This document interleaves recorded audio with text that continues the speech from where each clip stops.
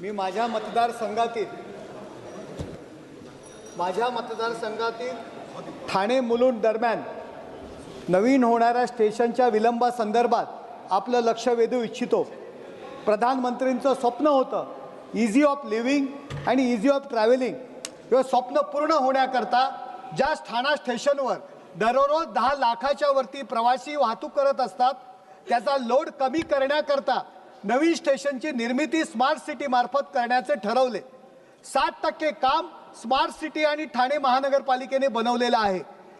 उरलेलं 40% काम स्टेशनची निर्मिती रेल्वे मंत्रालयातर्फे करणार होते, परंतु 120 करोड जो पूर्वी खर्च येणार होता तो खर्च आता 245 करोडच्या वरती झालेला आहे।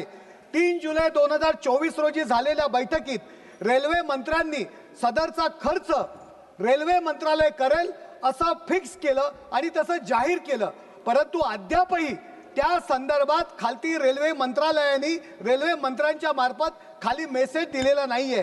वारंवार ही मागणी मी सातत्याने करत आहे। धन्यवाद। जुलै 2025 मध्ये स्मार्ट सिटी कंपनी बंद झाली, त्यामुळे येणारा निधी आता बंद झालेला आहे।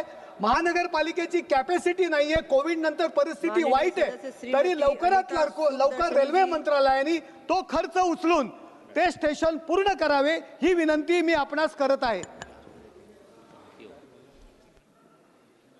माननीय सदस्य Shrimati Anita Subhadarshini ji. Jai Jagannath. Thank you for this opportunity honourable chairperson. Aska मो लोकसभा क्षेत्र में 1983 मसीह इडकॉन Industrial Development Corporation of Odisha Limited द्वारा प्रतिष्ठित है आस्का स्पिनिंग मिल। दुर्भाग्यवशतः पूर्व राज्य सरकार उदासीनता जो से आज जराजीर्ण अवस्था तार पुनरुद्धार एकांत आवश्यक। दादन मो अंचल एक मुख्य समस्या मैडम, तेणु यही द्वारा मु आपण माध्यम केंद्र सरकार को अनुरोध करुच्ची आस्का स्पिनिंग मिल रो तुरंत पुनरुद्धार हो। जो अनेक परिवार ता उपरे निर्भर करुले से माने आज हताश अवस्था अच्छी। जेहेतु दादन मो अंचल एक मुख्य समस्या, आस्का स्पिनिंग मिल जदि चालू हम निजुक्तिर सुजोग सृष्टि हम, निश्चित भाव में मो अंचल बेकार युवक सेठी चाकरी पाइबे। तेणु दया करके आपण माध्यम अनुरोध आस्का स्पिनिंग मिल रो पुनरुद्धार हो, ताको पुणी थरे कार्यक्रम करा जाऊ ताकि समग्र आस्का संसदीय क्षेत्र अधिवासी आपण पाखे चिर उपकृत रहिबे। धन्यवाद। वंदे उत्कल जननी। माननीय सदस्य श्री भास्कर भगरे जी। धन्यवाद मॅडम। माझ्या दिंडोरी लोकसभा मतदारसंघामध्ये विशेषतः नाशिक जिल्ह्यामध्ये 5 मे पासून सातत्याने नोव्हेंबरपर्यंत पाऊस पडला आणि त्यामुळे उन्हाळ कांदा भिजला, खराब झाला, कांद्याला भाव मिळेल अशी आशा होती, परंतु आजपर्यंत कुठलाही बाजार भाव त्या कांद्याला मिळाला नाही।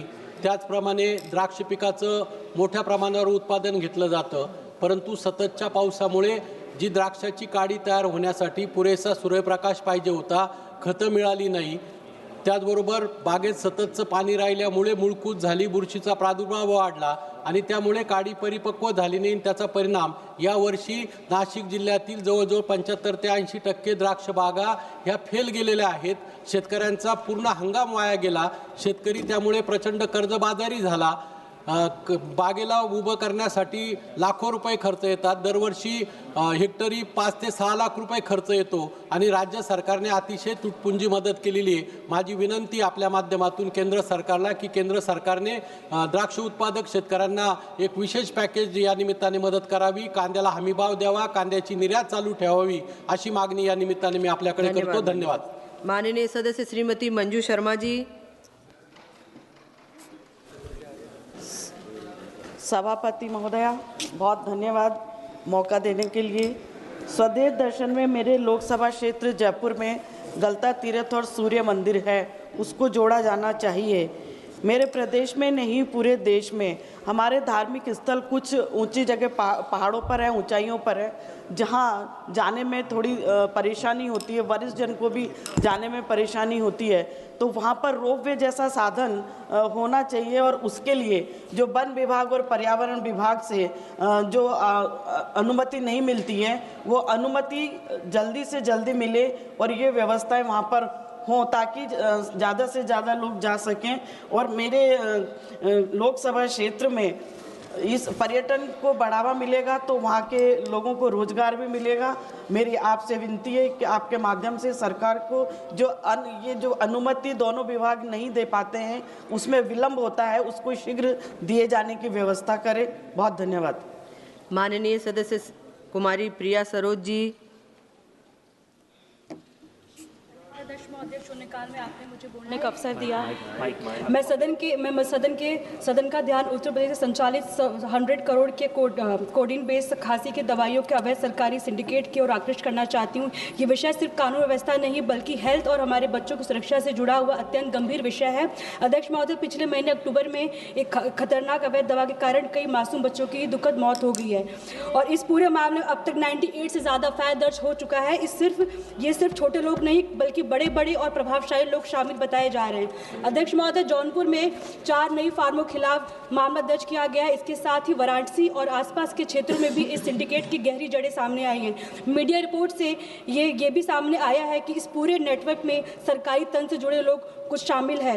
ये साफ है कि फर्जी कंपनियां बिना लाइसेंस की फार्मेसी, नकली दस्तावेज और हवाले के लेन देन के जरिए ये कारोबार लंबे समय से चल रहा है। अध्यक्ष जी, जब उत्तर प्रदेश में इन दवाओं पर प्रतिबंध था तब भी सिरप खुलेआम बिक्री हो रही थी। जब ये बेहद चिंताजनक है कि दवा लाइसेंस जारी होते रहे, बिना पर्ची की बिक्री होती रही, बिल और रजिस्टर फर्जी बने और जहर को इलाज बताकर आम जनता बच्चों को पिलाया गया। अध्यक्ष महोदय, जब इतनी बड़ी मात्रा में जहरीली दवाएं आम बाजार तक पहुंचती है तो जनता के मन में ये सवाल उठता है कि सरकारी तंत्र सो रहा था कि शामिल था।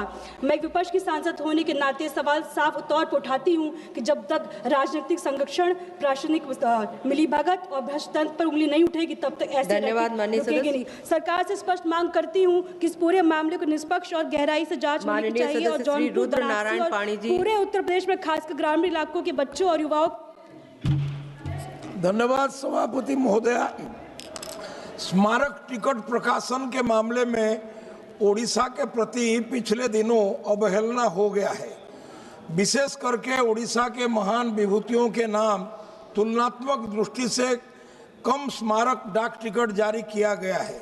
अतः मेरा प्रार्थना है कि सर्वकनिष्ठ शहीद 12 साल के वीर बालक बाजी राउत, स्वतंत्रता सेनानी पूर्व सांसद वीर वैष्णव पटनायक जी, स्वतंत्रता सेनानी राज्य के पूर्व मुख्यमंत्री श्री नवकृष्ण चौधरी एवं अंगोल राज्य के अंतिम स्वतंत्र राजा जो अंग्रेजों के साथ लड़के बलिदान दे दिया, उनके नाम स्मारक डाक टिकट जारी किया जाए।